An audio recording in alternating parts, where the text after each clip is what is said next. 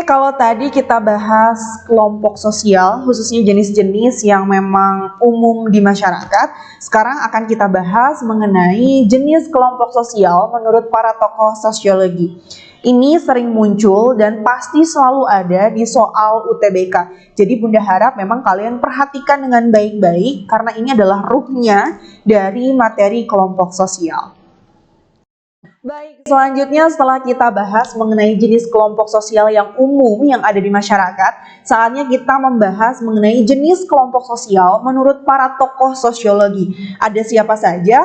Yang pertama merupakan tokoh yang paling populer dan paling sering keluar di soal UTBK, yaitu Bapak FT, Bapak Ferdinand Tönnies. Bunda mengingatnya dengan teori P kuadrat atau G kuadrat. Nah, teorinya itu mengatakan bahwa kelompok sosial itu dibagi menjadi dua, yaitu ada yang disebut dengan paguyuban atau Gemeinschaft, dan yang kedua adalah patembayan atau Gesellschaft.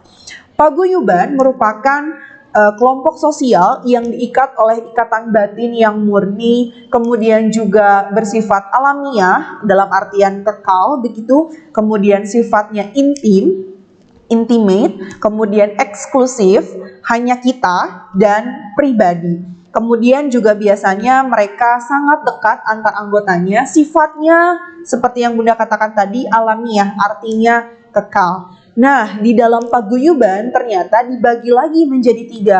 Ada Gemeinschaft of blood, Gemeinschaft of place, dan Gemeinschaft of mind ya. Kalau yang pertama adalah Gemeinschaft of blood, artinya memang paguyuban ini terbentuk karena sistem kekerabatan ya. Contohnya perhimpunan marga, sama-sama belakangnya Siregar misalkan. Nah, itu salah satu bentuk paguyuban ya.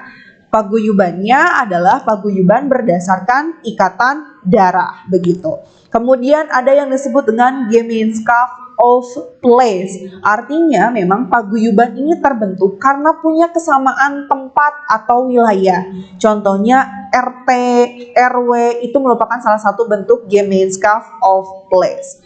Selanjutnya adalah Gemeinschaft of mind, artinya memang paguyuban ini terbentuk akibat dari adanya persamaan dalam pemikiran. Contohnya adalah kelompok sosial OSIS misalkan ya.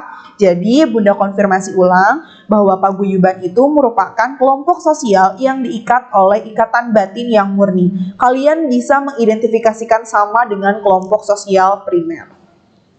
Selanjutnya adalah patembayan atau Gesellschaft. Jadi patembayan ini kebalikannya dari paguyuban. Kalian bisa mengenal kata kuncinya dengan artinya teman begitu ya.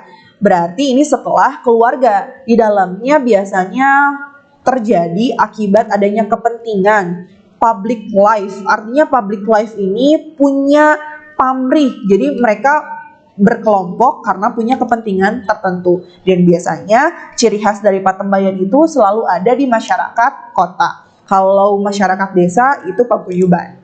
Sampai situ dipahami ya.